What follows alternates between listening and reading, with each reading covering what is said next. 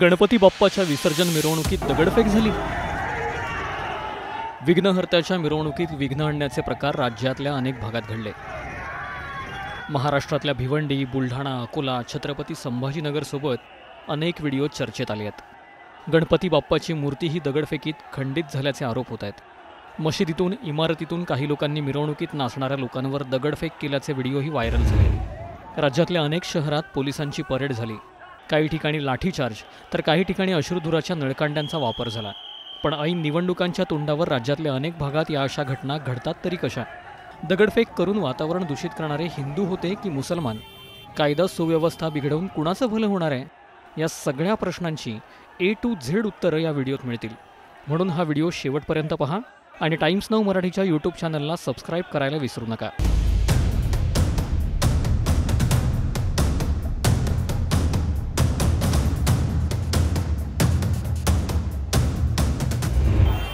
सतरा सप्टेंबरचा दिवस। याआधी राज्यभरात आनंदाचं आणि उत्साहाचं वातावरण, कारण शहरातल्या चौकाचौकातून गणपती बाप्पाला निरोप देणाऱ्या रॅली जल्लोषात निघाल्या। शेकडो गणेश भक्त या रॅलींमध्ये बाप्पाला अखेरचा निरोप देण्यासाठी सहभागी झाले होते। नेमकं याच जल्लोषात अचानक त्यांच्यावर आभाळातून दगडांचा वर्षाव झाला। महाराष्ट्रातील भिवंडी, बुलढाणा, अकोला, छत्रपती संभाजीनगर आणि नंदुरबार शहरात हा एकच प्रकार पाहायला मिळाला। तर गुजरातचं सुरत, कच्छ, मध्य प्रदेशातील रतलाम, कर्नाटकच्या मांड्या, यूपीच्या लखनौमध्येही हाच प्रकार पाहायला मिळाला। राज्यातल्या भिवंडीत मिरवणुकीमध्ये दगडफेक तर झालीच, पण गणरायाच्या मूर्तीलाही खंडित करण्यात आल्याचे आरोप झाले। 4 बंदे लोगों ने पत्थर फेंकना शुरू किया।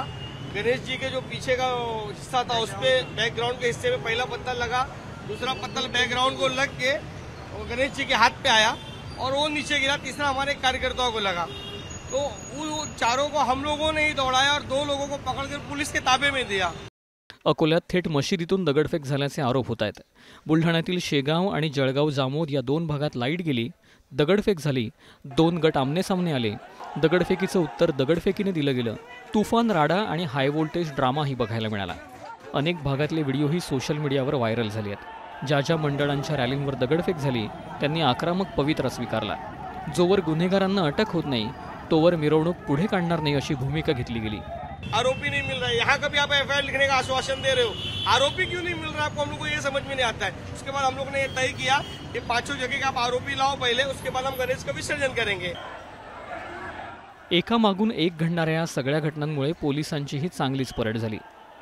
भिवंडीत पोलिसांना सौम्य लाठीचार्ज करावा लागला, तर बुलढाण्यात अश्रुधुराच्या नळकांड्या पोलिसांना फोडाव्या लागल्यात। मूर्ती खंडित करणं, मिरवणुकीत दगडफेक करणं, धर्माच्या नावावर समाजात विष पसरवणं, ठरवून जाणून बुजून गणेशोत्सवाच्या मिरवणुकीत 2 गटांचा आमनेसामने येणं, अशा असंख्य घटना पाहून तुम्हाला चीड आली असेल। हिंदू मुस्लिम एकमेकांचे पक्के वैरी झालेत की काय असा प्रश्न पडला असेल। तर जरा थांबा, असं अजिबात नाही आहे। ज्या गणेशोत्सवात या घटना घडल्या त्याच गणेशोत्सवात आनंदाने सहभागी होणारेही मुस्लिम बांधव याच राज्यात आहेत।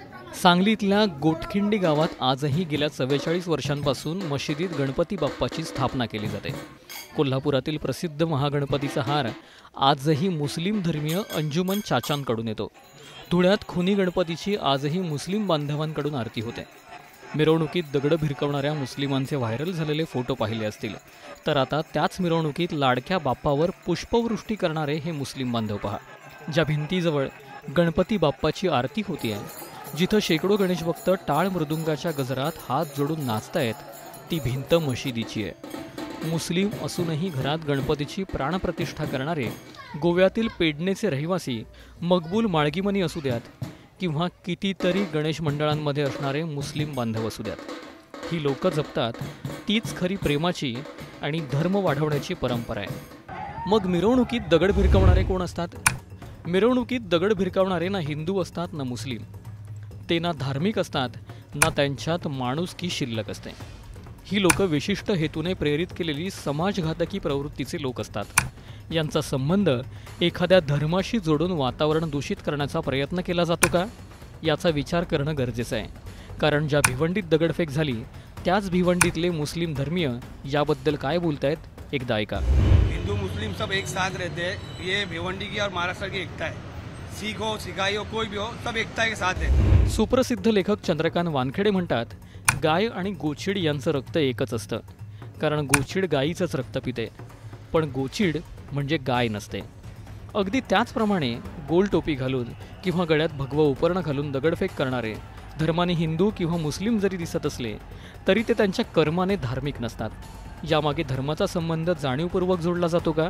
फक्त वाईट दिसावं म्हणून हिंदू मुस्लिमांना एकमेकांशी भिडवलं जातं का? यातून कुणाला नेमका फायदा होतो? या प्रश्नांचा शांत डोक्याने विचार करा आणि उत्तर मिळालंच तर कमेंट करून नक्की कळवा.